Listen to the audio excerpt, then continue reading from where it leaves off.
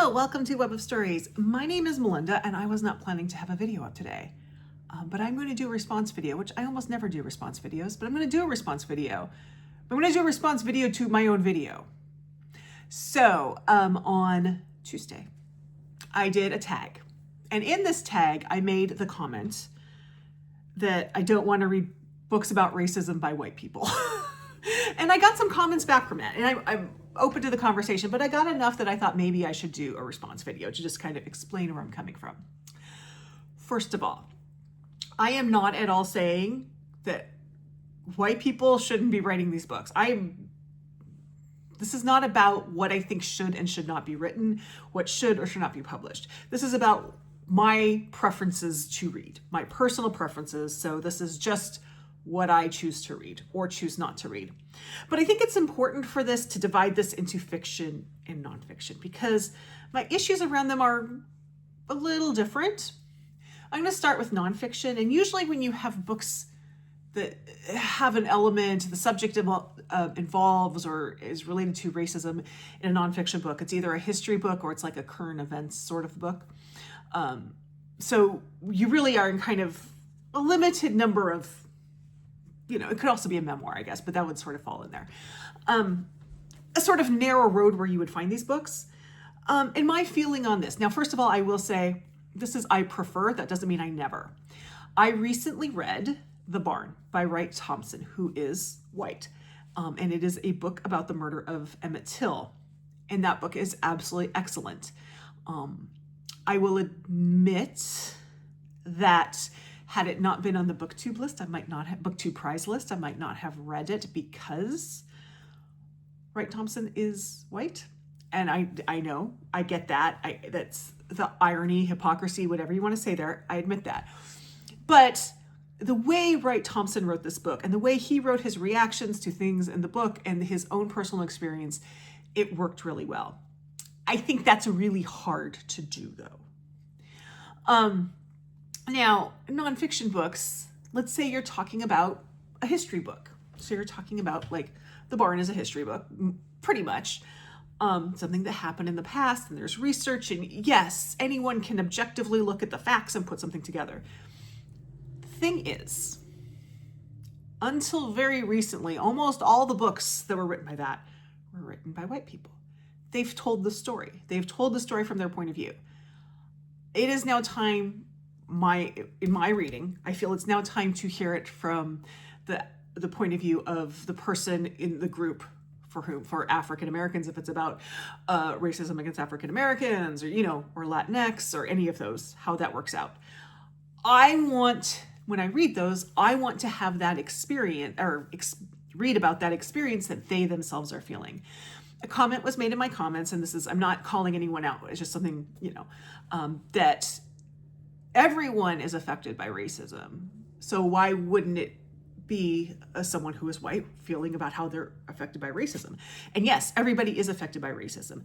I will tell you, everybody in the United States, everyone in the United States, and probably the world, is currently affected by the results of racism and misogyny. But we won't go there. You know what I'm talking about. But it's different. So it's a different experience to be in a group that is being persecuted. It's different from being someone who is feeling the effects of that group being persecuted. I'm not saying the experience isn't real. I'm not saying that at all. I'm saying it is different though. This sort of like ricochet effect that you feel, the sort of ricochet, or whatever. I know how that feels because I am a white person in the United States, and I recognize that my life has been affected by racism or anti-Semitism or misogyny or any of those things.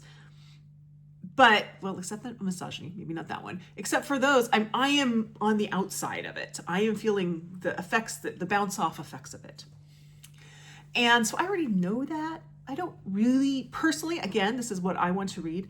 I personally don't feel the need to read about that because I already experienced that. It doesn't need I don't feel that I need more of an explanation there. But I do think it's really important to read about the experiences of the people who are being directly persecuted or directly affected by this. And a historian can write about the facts, but they don't, if they're not in that group, they don't have the same experience. So that is why generally I choose, when a book deals with racism or the subject has something to do with racism like that, I prefer to read books about those things written by authors who belong to the groups who were persecuted in those books. Okay. Not always. As I said, The Barn was a great example. I do have another book upstairs. I can't remember the name of it, but it's about what African Americans, formerly enslaved African Americans, what they kind of went through after emancipation to try to find their families. And that is written by a white professor. I recognize that. I would love to have read a book with that same subject, if anyone knows it, that same subject written by an African American. I can't find that. So I will read this, but I also will go, okay, this is a professor. He's looking at facts. That extra layer of that experience isn't there. And that's fine, but I recognize it. And given my druthers, I would rather read a book where that level of experience is there. Now, for fiction, I will tell you the book that broke the camel's back on this one. And I'm breaking a promise that I made to you all in one of my very early videos when I swore I would never mention this author on my channel or her books, but I'm going to now because this was the book that broke the camel's back. Small Great Things by Jodi Picoult. I do not read Jodi Picoult, and this book is why. That is a book that deals with racism. Jodi Picoult is Caucasian. And I found this book, there were a lot of problems with this book. Short story. It was for a book club. Bookish best friend is a doctor. My friend Susan, who we lost a year and a half ago, was also in that book club. She is an attorney. The basis of that story has both legal elements and medical elements. And both of those said that everything that was written in the book about those were BS, that they were completely off. I'm coming as just a reader. That book came off white saviory, horribly white saviory. And frankly, white people in the United States, the last thing they have claim to is being a savior, because we are not. And I see that again and again in books that I have read that have racism as some sort part of the element of the plot, and I'm talking fiction now, when they're written by people who are white. And usually it's, racism towards African Americans. That's just the bulk of it now. But I'm sure if I were to read books about the Latinx experience or the Asian American experience from white authors, I would probably feel the same way, honestly. I can't think of any off the top of my head, but there you go. I don't want that. I want to read the true experience of the people who were experiencing it. And especially in fiction, I think that element of truth can only come from someone who experiences it. It's fiction. You should be able to write whatever you want. And yes, you can write whatever you want. Again, I am saying what I choose to read. And I'm not saying that if you are a white person, you should never have characters of color. Of course, that's not what I'm talking about. I'm talking about very specifically when the plot deals with persecution of a group. I want that book by someone from that group. Now, there are exceptions, as you all know. I am a William Kent Kruger stan. And his Cork O'Connor series, Cork O'Connor, the main character, is 1/4 Anishinaabe, 1/4 Native American. I can never say that, I'm sorry. And there are characters who are Native American in there. And William Kent Kruger is not. William Kent Kruger, and yeah, someone can make an argument that that's problematic, but I will say, William Kent Kruger, when he writes his books, works with Native American groups to make sure things are authentic. He puts a lot of effort into treating the groups respectfully and to getting their input on how he tells his story and the issues that are there.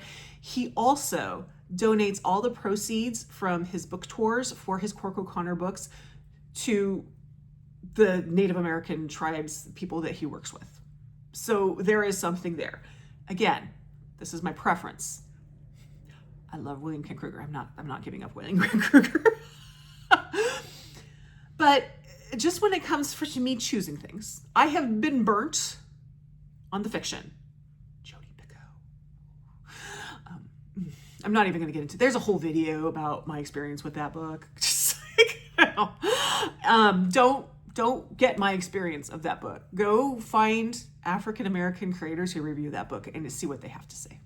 That's what I'm going to say on that one. And there's a variety, because I have read different reviews by different African American readers who have read that book, and there's a variety of views, but don't take my word for it, because I'm not the person who should be talking about it, other than to say that book is ridiculous. Plot-wise, that is ridiculous. I have been told on good authority, legal-wise, it is ridiculous, and medical-wise, it is ridiculous. I'm sorry, I have a thing with that book. But when I say that it is my preference not to read these books by white people, that is what I'm talking about, both fiction and nonfiction. Again, am not saying you shouldn't be writing them. It's not my place to tell anybody what they should or shouldn't write, or publishers what they should or shouldn't publish. That's not my place. It is my place to decide what I consume as a reader. And it is my choice to, as much as possible, when I am reading books that deal with those subjects, to read books that are written by people who are directly affected by them. That is my thought. I hope that better explains where I was coming from in it. I did answer some of the comments so far.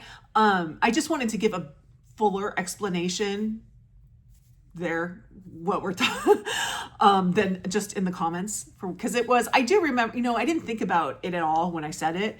And I do realize as I saw the comments in, that probably did sound like a really weird thing to say. And so I thought I should go clarify. Anyway, there you go. Emoji game. We don't have to play well, if you want to play the emoji game, and I don't know what to do. So we're going to do something completely random with the emoji game that has nothing to do with any of this, because I would say leave me an emoji of your favorite food. It has nothing to do with this at all. And you don't have to do it if you don't want to, but if you'd like to, you can. And like, subscribe, join my Discord. Let me know what you think on this, and I'll see you in the next video. Bye-bye.